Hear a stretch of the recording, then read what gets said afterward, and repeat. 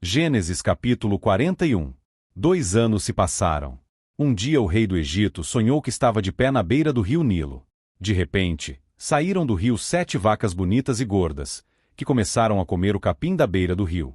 Logo em seguida saíram do rio outras 7 vacas, feias e magras, que foram ficar perto das primeiras vacas, na beira do rio. E as vacas feias e magras engoliram as bonitas e gordas. Aí o rei acordou, mas tornou a dormir e teve outro sonho. Desta vez ele viu 7 espigas de trigo que saíam de um mesmo pé. Elas eram boas e cheias de grãos. Depois saíram 7 espigas secas e queimadas pelo vento quente do deserto, e elas engoliram as 7 espigas cheias e boas. O rei acordou. Tinha sido um sonho. De manhã ele estava muito preocupado e por isso mandou chamar todos os adivinhos e todos os sábios do Egito. O rei contou seus sonhos, mas nenhum dos sábios foi capaz de dar a explicação. Então o chefe dos copeiros disse ao rei: chegou a hora de confessar um erro que cometi.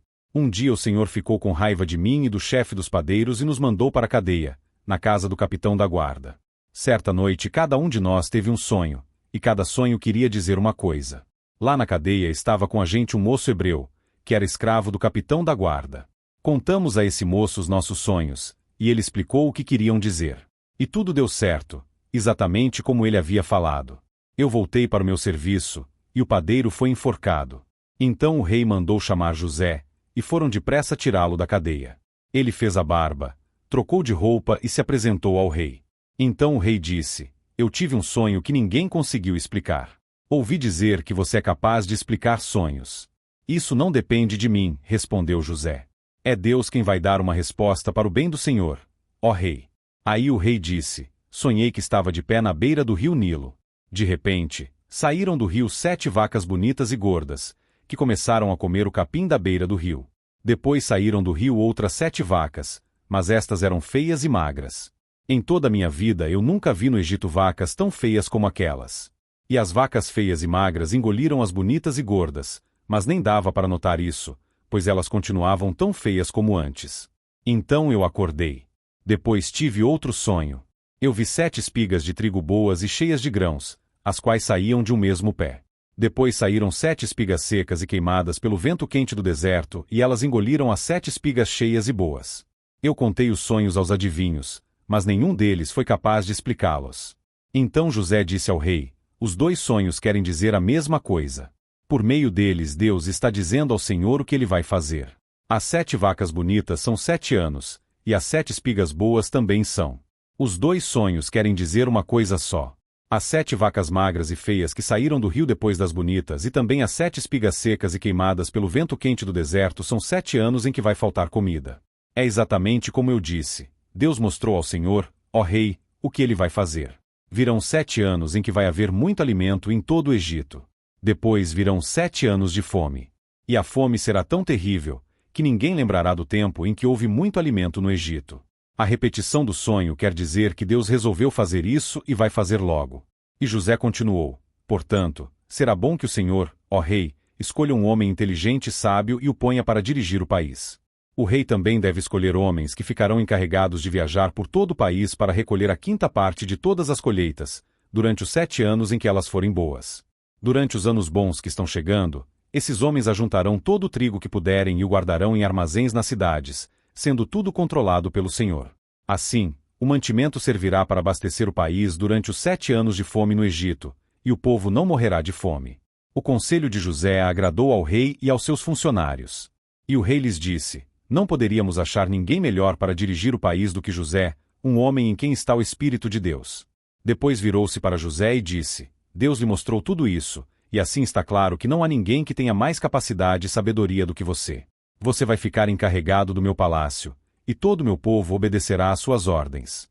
Só eu terei mais autoridade do que você, pois sou o rei. Neste momento eu o ponho como governador de todo o Egito. Então o rei tirou do dedo seu anel sinete e o colocou no dedo de José. Em seguida mandou que o vestissem com roupas de linho fino e pôs uma corrente de ouro no pescoço dele. Depois fez com que José subisse no carro reservado para a maior autoridade do Egito depois do rei e mandou que os seus homens fossem na frente dele, gritando: abram caminho. Assim, José foi posto como governador de todo o Egito. O rei disse a José: eu sou o rei, mas sem a sua licença ninguém poderá fazer nada em toda a terra do Egito. O rei pôs em José o nome de Zafenate-Paneia e lhe deu como esposa Asenate, filha de Potífera, que era sacerdote da cidade de Heliópolis. José tinha 30 anos quando entrou para o serviço do rei do Egito. Ele saiu da presença do rei e viajou por todo o Egito.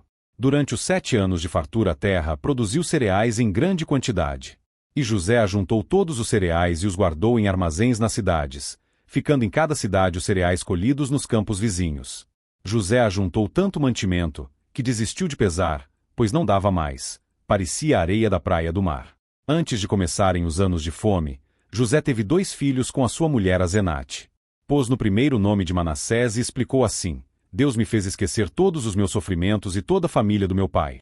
No segundo filho pôs o nome de Efraim e disse: Deus me deu filhos no país onde tenho sofrido.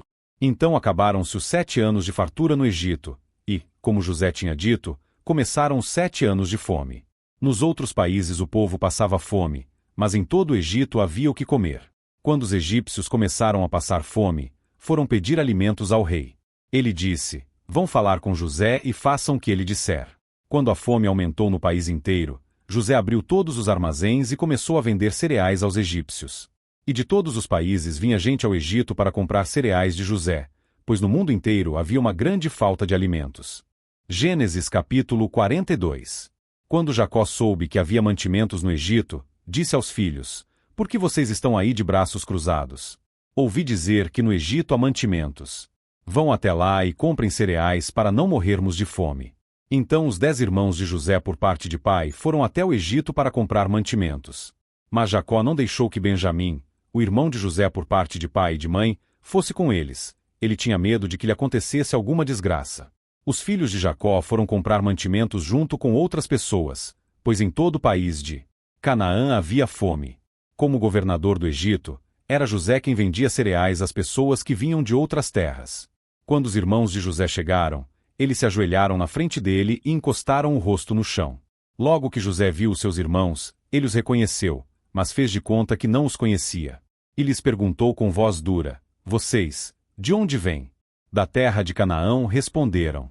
Queremos comprar mantimentos. José reconheceu os seus irmãos, mas eles não o reconheceram. Então José lembrou dos sonhos que tinha tido a respeito deles e disse: Vocês são espiões que vieram para ver os pontos fracos do nosso país. Eles responderam: De modo nenhum, Senhor. Nós, os seus criados, viemos para comprar mantimentos. Somos filhos de um mesmo pai. Nós não somos espiões, Senhor. Somos gente honesta. Não acredito, disse José. Vocês vieram para ver os pontos fracos do nosso país. Eles disseram: Nós moramos em Canaã. Somos ao todo 12 irmãos, filhos do mesmo pai. Mas um irmão desapareceu, e o mais novo está neste momento com o nosso pai. José respondeu: É como eu disse, vocês são espiões. E o jeito de provar que vocês estão dizendo a verdade é este: enquanto o irmão mais moço de vocês não vier para cá, vocês não sairão daqui. Isso eu juro pela vida do rei. Um de vocês irá buscá-lo, mas os outros ficarão presos até que fique provado se estão ou não dizendo a verdade. Se não estão, é que vocês são espiões. Juro pela vida do rei. E os pôs na cadeia por 3 dias. No terceiro dia José disse a eles: Eu sou uma pessoa que teme a Deus. Vou deixar que vocês fiquem vivos, mas com uma condição. Se, de fato, são pessoas honestas, que um de vocês fique aqui na cadeia, e que os outros voltem para casa, levando mantimentos para matar a fome das suas famílias. Depois tragam aqui o seu irmão mais moço. Isso provará se vocês estão ou não dizendo a verdade, e, se estiverem, não serão mortos. Eles concordaram e disseram uns aos outros: De fato, nós agora estamos sofrendo por causa daquilo que fizemos com o nosso irmão. Nós vimos a sua aflição quando pedia que tivéssemos pena dele, porém não nos importamos. Por isso agora é a nossa vez de ficarmos aflitos. E Rúben disse assim: Eu bem que disse que não maltratassem o rapaz, mas vocês não quiseram me ouvir. Por isso agora estamos pagando pela morte dele. Eles não sabiam que José estava entendendo o que diziam, pois ele tinha estado falando com eles por meio de um intérprete. José saiu de perto deles e começou a chorar. Quando pôde falar outra vez, voltou, separou Simeão e mandou que fosse amarrado na presença deles. José mandou que os empregados enchessem de mantimentos os sacos que os irmãos haviam trazido e que devolvessem o dinheiro de cada um, colocando nos sacos de mantimentos. E também que lhes dessem comida para a viagem. E assim foi feito. Os irmãos de José carregaram os jumentos com os mantimentos que haviam comprado e foram embora.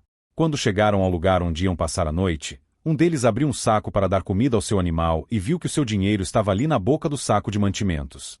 Ele disse aos irmãos: "Vejam só, o meu dinheiro está aqui no meu saco de mantimentos." Eles devolveram. Todos ficaram muito assustados e, tremendo de medo, perguntavam uns aos outros: "O que será isso que Deus fez com a gente?" Quando chegaram a Canaã, contaram a Jacó, o seu pai, tudo o que havia acontecido com eles.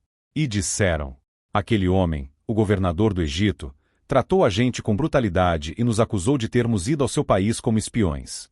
Nós respondemos: somos homens honestos, não somos espiões. Somos ao todo 12 irmãos, filhos do mesmo pai. Mas um dos nossos irmãos desapareceu, e o mais novo está neste momento com nosso pai em Canaã." O governador respondeu: "Eu tenho um jeito de descobrir se vocês são homens honestos. Um de vocês ficará aqui comigo, e os outros vão voltar, levando um pouco de mantimento para suas famílias, que estão passando fome. Mas tragam aqui para mim o seu irmão mais novo. Assim, eu ficarei sabendo que vocês não são espiões, mas homens honestos. Aí entregarei o irmão de vocês, e vocês poderão ficar aqui negociando." Aconteceu que, quando despejaram os mantimentos, cada um achou na boca do saco um saquinho com seu dinheiro. Quando eles e o seu pai viram o dinheiro, ficaram com medo. Então Jacó disse: "Vocês querem que eu perca todos os meus filhos? José não está com a gente, e Simeão também não está. Agora vocês querem levar Benjamim, e quem sofre com tudo isso sou eu." Aí Rúben disse ao pai: "Deixe que eu tome conta de Benjamim, eu trarei de volta para o Senhor. Se não trouxer, o Senhor pode matar os meus 2 filhos." Jacó respondeu: "O meu filho não vai com vocês. José, o irmão dele, está morto, e só ficou Benjamim. Alguma coisa poderia acontecer com ele na viagem que vão fazer, e assim vocês matariam de tristeza este velho."